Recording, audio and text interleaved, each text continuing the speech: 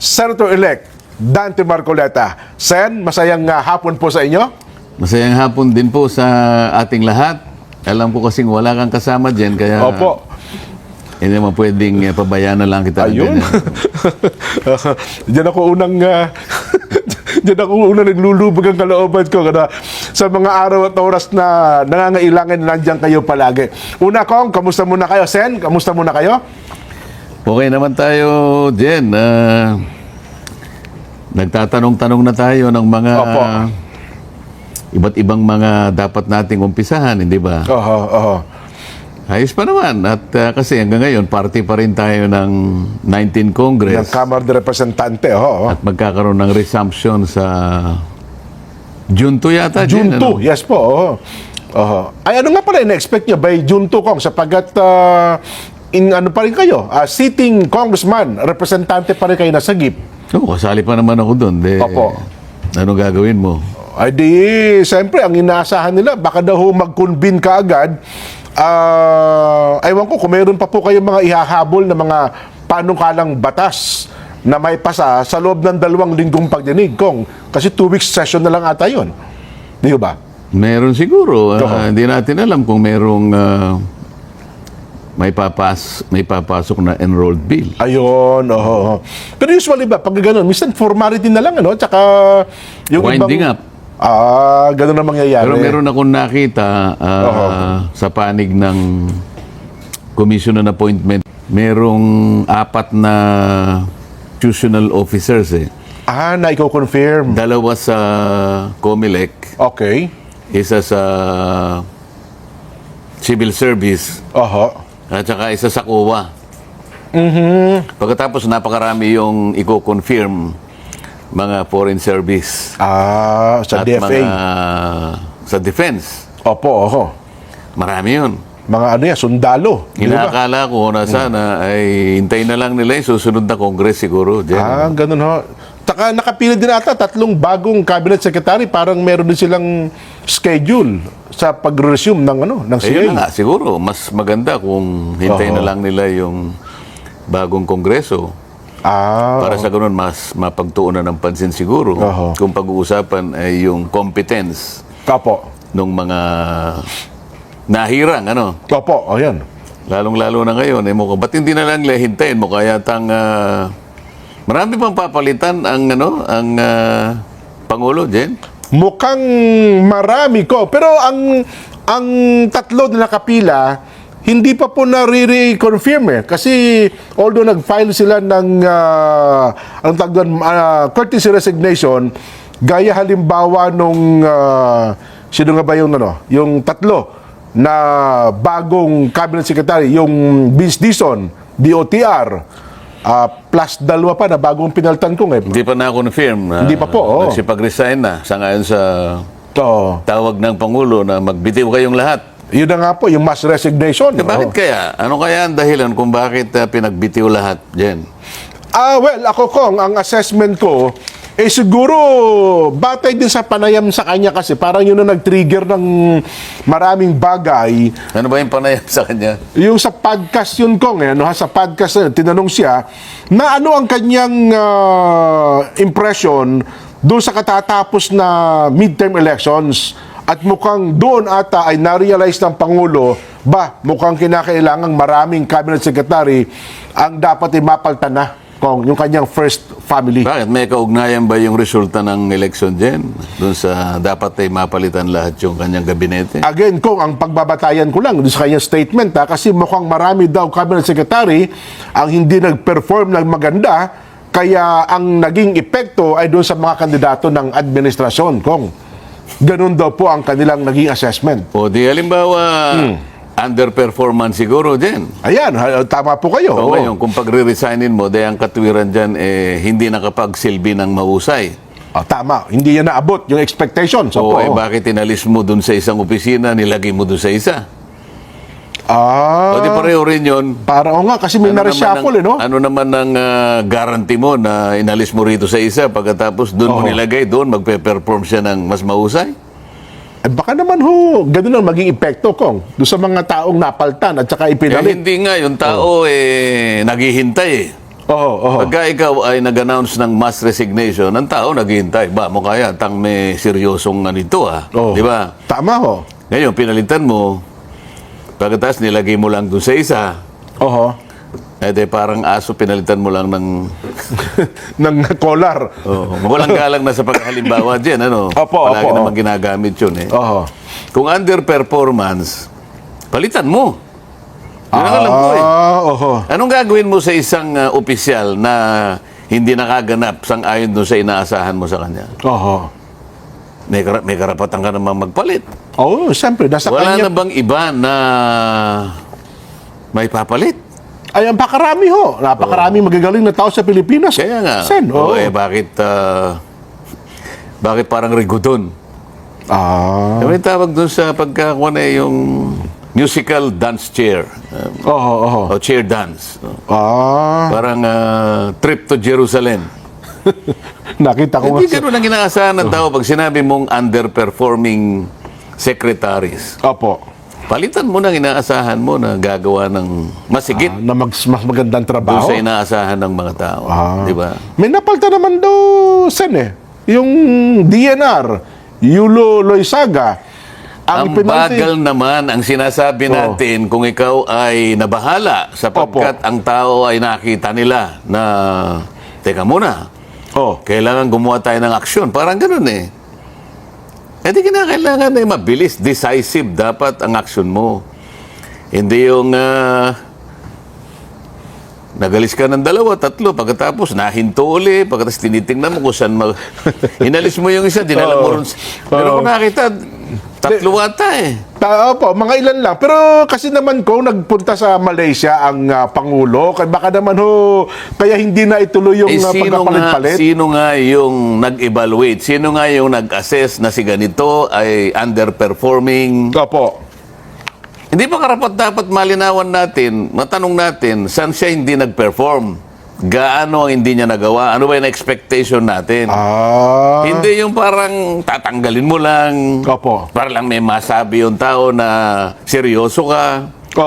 Yun ang inaasahan ng tao. Ang isang halimbawa ko, ang nagsabi si ES Executive Secretary Lucas Bersamin, sabi niya, itong si Yulo niya, mas mataas ang performance siya sa pag-abroad. Mas madalas daw sa iba yung dagat, kaya pinalitan nila at inalis sa pagiging DNR Secretary. Paano mo naman ikakatwiran doon sa isa? Yung isa naman, ba't mo inalis dito? Ba't mo nilagay doon? Paano mo nalaman ang pagkakaalis niya dito naman ay gaganda ang kanyang performance? Kasi kung ang pag-uusapan natin yung housing, tapos di ba may proyekto yung Pasig River Rehabilitation. Mukhang maganda naman yung Pasig River. Napaganda nila Paano mo nga patutunayan sa akin ng pagkakaalis mo dito sa ganitong departamento, doon naman ay makakaasa ko na talagang gagawin niya ang kanyang makakaya para tugunan ang inaasahan ng tao sa kanya. Paano? Wala nga evaluation ng bawat isa Bigla mo na lang pinag-resign Para sa ganun at tao, nakikita niya yung kaseryosohan ng lahat ng gagawin mo. Bagay. Diba? Halimbawa, yung sa Department of Energy, di ba, yung Paeng Lutilla, mula sa DOE, dinala sa DNR, ang ipinalit ngayon, dating Congresswoman Sharon Garin. Ano Hindi naging basihan? Parang OIC lang yun. Bagay, tama kayo. OIC po nakalagay. Bakit ba yung Department of Energy ay napakasimpleng departamento ba nun? Hindi ho. Naiiwanan mo sa isang OIC lang? Napakalaking trabaho sa Pilipinas. Kaya nga, parang nakikita ko, wala namang kahandaan talaga Parang in-announce mo lang na ganito. Ang inaasahan ng tao, talagang distinggido mo lahat. Ito hindi nakaganap sa tungkulin kasi ganito. Ito naging pamantayan ko. Hindi kanya nakatupad doon sa inaasahan ko. Ganon. Papalitan ko ng ganito. Ba't ganun yan? Ang inaabangan ng marami, ano ba ang magiging estado? Kasi wala pang reaffirmation. DOJ. Kasi titignan mo yung kabuuan kasi ng pamamahala mo sa gobyerno, di ba? Kung tawagin namin sa UPN Gen, ito yung public administration. Sa UPN Sipag. Hindi ko naman sinasabi ito nang dahil lamang sa aking haka-haka. Alam mo naman, pinag-aralan ko naman. May batayan naman kayo dyan ko. Diba? Asen, Paano ang gagawin mo? Hindi mo man lang isinabmit, halimbawa, yung report, talaga nagkulang tayo sa ganitong departamento. Oo. Kaya tumagilid tayo dahil dito di ba? Oo. Halimbawa, magkano na ba yung utang natin ngayon din? Nako! Bakit nagkautang-utang tayo ngayon? Parang 16 trillion na yata. At mukhang lalaki Bakit para ngayon, doon sa economic managers mo, wala ka man lang tinanggal kahit isa? Parang kinabukasan na-retain lahat sila. O yun na tayo gusto ng business community. Sino ba? Sino ba talaga ang pinakikinggan mo? Business community lang? Paano yung lipunan sa kanyang kabuuan? Oho. Akala ko ba nagsalita na sila? Sa Akala katatapos ko na ba halalan, ginamit ano? mong Tama kayo. pamantayan, kaya nagkagani-ganito tayo Sa katatapos na nahalalan nga Akala naman. natin 12-0 tayo Ano? Kamuntik na tayo kang ganito. Oo. Ganun pala kung inaakala. Nako? Oho. Hindi, baka naman ho pagbalik ng Pangulo Sen, ay doon na natin makikita kung sino-sino talaga ang aalisin. Pero well, tama po yung binanggit Ang nyo. tinatanong ko sa iyo, Jen, bigyan mo ako ng report, yung evaluation report ng lahat ng miyembro ng gabinete mo para malaman ko sino-sino ay nagkulang. Diba? Para sa ganon, alam ng tao, kaya pala pinalitan si ganito. Ang sama ng kanyang performance. Ang record talagang wala di ba? Mukhang... Saan mo ibinatay yung pagtanggal mo sa kanya at paano mo nalaman nung tanggalin mo, doon siya karapat-dapat? Oho. Mukhang Hindi ano ba? yan Ayoko ko. magbanggit ng pangalan Paano mo nalaman na mula doon sa kanyang... Mula sa kanyang dating posisyon Oo. na nilagay mo sa bago. Paano mo nalaman na doon siya magtatagumpay? Yan ang tinatanong ko Oo nga, no? Hindi naman kung mo inisip mo lang, parang ang nangyayari. Teka muna, parang... ilagay muna natin. Parang ayoko yung tentative na gano'n Ayoko yung Dapat decisive, parang trial and error Oo. Basta ang gusto ko, kung ako Oo. akin na yung mga report. Asan ba yung ganito? Dito ito. Dito. Tanggalin mo, dalhin mo. Ito, ayoko na ito. O yan. Kasi kung underperformance ang problema, lalo na kung corruption ang problema. Ayan, sa Dalawa papuyan. lang naman yan Oho. Either talagang hindi ka Hindi nakaganap nag-perform. sa tungkulin mo, o kaya nakitaan ka ng katiwalian. Ayan. O, sabay. Oho. O, nasan ang puwang para ikaw ilagay ko pa doon sa isa? Tama. Underperforming ka Oho. O kaya may issue ka ng corruption. Pagkalagay ko ba doon sa isang posisyon, hindi ka na mangungurap? Ito hinahanap ng tao. Kailangan seryoso tayo, Jen. Hindi... Pero kung ang pagbabatayan, Sen, ang hinahanap nyo po ay talagang performance, mukhang ako personal, masasabi kong wala nun. Mukhang ang naging batayan lang dito ngayon bakit ko in-announce yung wholesale reset ng bürokrasya? Kasi Sige, i-reset. kayo, sumiti kayo lahat ng Courtesy resignation. Pagkatapos wala namang malinaw Hindi, para lang siguro kung mapapumiglas lang ba yung mga cabinet secretary. Teka lang, nga pala, no, kailangan ko nga pala mag-perform. Nasaan yung momentum? Medyo umano yung taong gano'n. Tingnan nga natin. Wala Di ba? Wala Sayang. Sayang Ganun naman. ba? Hindi kaya, no? Baka naman tumitsempo lang, Sen. Walang tsempuhan dyan, Jen. Ang pinag-uusapan dito ay pamamahala ng isang bansa. Ng isang bansa. Tsempo. Hindi pwede yun. Ikaw ang kumuha niyan. Alter ego mo lahat yan, Jen. Yan ang problema, ganito Baka mamaya malay mo yung isa. Hindi ko alam, pwede niya sabihin. Tinanggal ako rito, dinala ako doon. Alam naman ako nakuha sa kanila Alam naman sila sinabi ko ano ba talagang gagawin ko? Anong pamantayan? Ano bang standard na susundan ko ba rito? Pagkatapos nung hindi nyo ko kinakitaan ng performance sa sang-ayon sa inahanap nyo sa akin, tatanggalan nyo akong bigla. Alam naman ako nakuhang pahiwatig sa inyo kung anong gusto Kung nyo. anong dapat gawin. Di ba? Kaya gusto ko yung record ng bawat isa para maging public. Para sa ganon, hatulan natin silang lahat.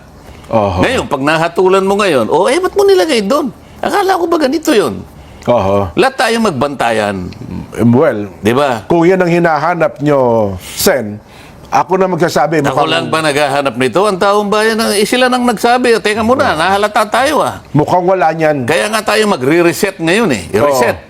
Oho. Kumbaga sa computer, delete. Opo. Di ba? Dinilit mo na bakit binalik mo na naman? Yun ang mabigat na hahanapin at magiging sukatan ngayon ng Nawala taong nga bayan. yung seriousness ng ano. Nawala nga Oo. Ang buong akala ng tao, yan na yan. Wala rin. Oo. Di ba? Pagkatapos, ang sinasabi nila ngayon, 284 congressmen. Ay, nako! Yan na naman. Super majority, ano daw po ngayon, sa Kamara de Representante ang nangyayari. Nagkakaisa na raw sila at nagsasanib-sanib puwersa para mapanatili sa posisyon. Wala man lang bang nagsabi, bakit naman? Oo. Bakit naman kagad naman nagpahayag ng pagsuporta naman ang bawat isa sa kanila? Wala daw pong pakinabang yon, Sen. Wala. Ha? Wala. Nagkasundu-sundulan daw sila. Naniwala ka naman doon. Ayun. Kung ako'y naniwala, ay doon sila nagkamali. Tanungin mo ako. Kayo po, naniwala ba kayo doon? Hindi. Bakit naman? Kayo Paano na? Oo. Yung ang impeachment na ito di ba? Ayan. Sino ba may kasalanan? Huwag na natin sabihin, sinasabi, underperforming, corrupt siguro, or whatever. Oo. Hindi Ang tao, nagalit di ba? Ay, opo naman. Dinaan nila sa balota ang galit Bakit wala nila. silang ganong nakuha ang boto sa Mindanao? Sino may kasalanan? Sila. Kanino mo ma-attribute yung kanilang kapalpakan? Oho. Doon siya ginawang dalawang aksyon di ba? Ayan. In-impeach nila yung Vice President na taga Mindanao. Pinakulong nila yung Hindi dating pa sila presidente. tumigil doon. Bigla na lang nilang hinuli. Oho. At pagkatapos itinapon sa kabilang daigdig. Ayan, oho. Hindi, kabila nung daigdig. Nagalit ang tao. Bakit sasabihin mo, yung performance natin ang hindi, alam naman nila Oo. Sinong may kagagawa ng impeachment? Well, ang i-quote ko dyan, ang sinabi ni Congressman Toby Chanco, Sen. Bakit? Hindi mo paniniwalaan yung sinabi Yun niya? ang Bakit? sinasabi niya. Magsasalita ba siya ng kasinungalingan? Ay, yun nga sinasabi, totoo na nga ito sinasabi Ano ko. sinabi niya? Sabi niya, huwag nyo nang ituloy yan. Hindi makakatulong sa atin yan. Kasi nga siya yung manager Siya yung campaign Campaign manager ng Alyansa. Tama kayo. ang kanyang palaging iniisip kung paano niyo may papanalo lahat Oo. ang mga senador ng administrasyon. Oo. Sa balikat niya ay Nakapasan. Oo, yung obligasyon na yun. pagkatapos nga naman gagawa ka ng isang aksyon na ikatatagilid lahat Oo. ng kandidatong kanyang inaalagaan. Bakit naman hindi siya magko-complain? Oo. Di ba? Oho. Ang sabi niya, sinabi ko na nga huwag niyong gagawin yan Sino yung gumawa? Ayun. Oh. Tinuloy pa rin niya. Tinuloy pa rin nila. ninyo, Oo. Ay, kasi nga naman daw, kaya tinuloy ko. May mga pangako naman pala. At ngayon, hinahanap sinabi niya. yung pangako. Wala daw ma-release. Di ba? Inangako na nga niya. Sino ngayon ang may kagagawan nun? Oo. Kung bakit nagkaganyan. Pagkatapos, ang ginawang katwiran, underperforming yung mga Cabinet cabinet Secretary. secretaries. Oho. Kaya hindi ko masisisi. Baka may sama ng loob din naman yung pinagtatanggal na parang ang sakit niya na. Tama kayo. Inalis mo ko doon, ang perception ng tao na parang ako, hindi ko talaga naganap yung aking Yung tungkulan. aking trabaho. Pero hindi naman yun ang issue, di ba? Oho. Well, ako nga... Wala ngang record Wala talaga. Mag-iisip na lang Pag talaga wala ang kang taong bayan. pamantayan, bigla ka na lang magtatawag ng courtesy resignation. Oo. Wala naman ka pinagbatayan kung paano mo ko susukatin. Saan mo ko dadalhin. Oo. Kung ako'y itatalaga mo po, hindi. Oo. Pwede ba yun? Naging sukatan lang talaga. Kahit naman kahit naman sa isang maliit na opisina dyan, Opo.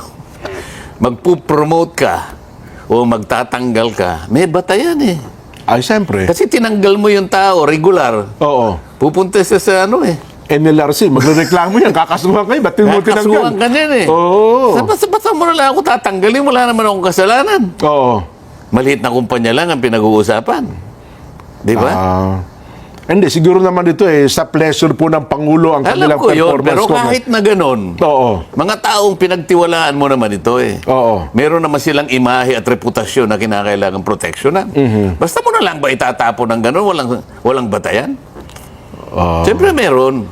Ito Kahit po. saan. Oo. Sabi niya, underperformance is no longer business as usual. The people have spoken. Di ba? Tama po. Yun pala Ba't hindi mo bigyan ng karampatang action yan? Yan ngayon ang... Tapos magtatawag ka ng reconciliation. Iyan pa nga, Sen, ang naging resulta kasi para bang ipinakikita niyang seryoso ako sa aking ini-o-offer na reconciliation. Nakita niyo na anya, mayroon akong ginawang mga pagbabago sa aking administrasyon. Yun po, kung parang sa tingin ko lang sa abot ng aking pananaw ay yun ang gusto niyang ipinta. Yung reconciliation ba, basta mo na lamang i-offer? Ganon? Aba, hindi naman kong. Hindi po, Sen. Nung ikaw ay nililigawan mo pa yung asawa mo din, Oo. girlfriend mo pa lang, Oo. may pagkakataon bang medyo nag-away kayo? Binrek ka niya halimbawa? Ay, oo, nangyayari yun. Oo. Away, di ba? Oo. Ngayon, kung ikaw naman gusto mong... Makipagkasundo, makipag-reconcile. Kasi talaga naman yun ang gusto mong pakasalan. Ay, siyempre ho. Nangyari lang, palagi ikaw ang nagkakamali kasi, di ba? Ngayon, paglapit mo sa kanya, Na-immune. sasabihin mo ba sa kanya, anong pangalan ng asawa mo? Juby. Juby. Oo. Bati na tayo. Ayan, oo. Ganun lang? Ay, hindi ho. Siyempre, mag-o-offer ka ng concession. Hindi ganun ka dali. Gagawa ka ng paraan sa pamagitan ng pangangako siguro, maaaring baka pumirma ka pa ng kasulatan. Oo. Para sa ganun ay tanggapin ka niya ng pabalik. Bumalik Paano yung pagtitiwala. Ganun, basta ka na lang ba naman ng walang... Hindi ako naniniwala sa ganun na walang... Ewan ko lang, Di ba gusto nyo sabihin kasi kung sa pamamahala naman ng gobyerno pag-uusapan, Sen, baka nagkamali kayo, nagkamali din naman kami. Kung baka magpatawaran na lang tayo, reconciliation na lang. Hindi kaya ganun ang ibig sabihin? Kasi hindi mo rin naman masasabi na hindi rin ba kayo nagkamali. Kanino ba ino-offer yung reconciliation? Ang nabanggit na pangalan po sa pamilya Duterte. Tama lang naman. Kaya nga tayo nagkagulo-gulo. Kaya nga tayo nagkawatak-watak dahil nga doon sa ginawang aksyon laban sa kanila. Ngayon, mag-o-offer ka ng reconciliation ngayon. Hindi ba tama lang naman na gumawa ka ng konsesyon? Halimbawa, meeting tayo, kailangan pauwiin na natin si dating Pangulo. Hindi ko sinasabing yun ang gagawin. O kaya, sabi mo kay Speaker, wag nang ituloy yung yung impeachment. Yun ang halimbawa lang. Yun ang halimbawa ng mga concession na maaaring i-consider nung kabila parang seryoso. para maniwala siya na ang ino-offer mong kamay ng pakikipagkasundo. Baka maniwala siyang na nagtutotoo ka na. Yan siya naman. Juby po. Juby. Opo. Kinakailangan makipagkasundo ka sa akin. Oo. Pwede ba yun? Kung namimilit, hindi pakikipagkasundo yung gano'n. Parang no Kailangan choice. mag-offer ka ng kondisyon. Parang no choice ka. Makipagkasundo ka. Ngayon din. Parang gano'n. Karaniwan yan. Nagdadala ka ng... hopya man lang. Hopya man lang na maglubag man lang yung sa galit niya sa'yo. Di ba? Hopya ang tipas Sa siguro. dami ng kasalanan na ginawa mo, wala ka man lang konsesyon na ipakikita para sa ganun makita niya na sa dinami-dami ng ginawa mong kasalanan sa kanya, mayroon pang pagkakataon magbagong buhay ka. Ayun. Ipakita mo yun ang dapat maramdaman niya. Pag wala yun, wala. Mukhang ang nagparamdam ata, Sen, ay si Secretary John Vic Remulla. Pero para maliit lang Ang offer ni Secretary John Vic, kailangan niyang ipakikiusap ko sa ICC na payagang makapanumpa ang dating Pangulong Digong sa harapan ng ating opisyales ng pamahalaan doon. Ang problema, kagaya ng paghahalimbawa, na ginagamit ko, Oho. hindi mahopyang dinala mo, hindi yan eh. Okay. May dalang-dala ka, belay ko lang na maliit. Matigas pa. Lagyan mo naman ng Expired pa, no? Ganun, no? Ang ibig ko sabihin, Oo. ilagay mo naman dun sa kalagayan na pagmumulan yun ng magandang anong tawag doon? Oo. Pagsisimula. Ayan, magandang simula. Na maaring tanggapin niya. Yun, ang pinag-uusapan dito, yung tanggapin niya, yung ino-offer mong kamay ng pakikipagkasundo. Aha. Di ba? Totoo. Hindi naman yung kakamayan mo lang ng ganyan. Yung sincerity ang hinahanap kasi ng tao. Kung minsan yung Sen, ano? sincerity kasi, kinapapalooban ng mga bagay na gagawin mo, Yan. makita niya, maramdaman niya sa puso niya, nagtutotoo ka. Hindi pwedeng sinceridad lang tapos hindi ka na magagawa ng aksyon. O, edi lang. Di ba? Diyos ko. Baka sabihin ng tao, hindi, peki yan. Pakitang tao lang yung sinceridad na yan. Ganun ang magiging konklusyon ng taong bayan. Okay guys, yun lang ang video natin for today. At don't forget to follow, like, share, subscribe to my YouTube channel. At marami pong salamat sa inyong lahat. God bless everyone. I love you all. Bye-bye.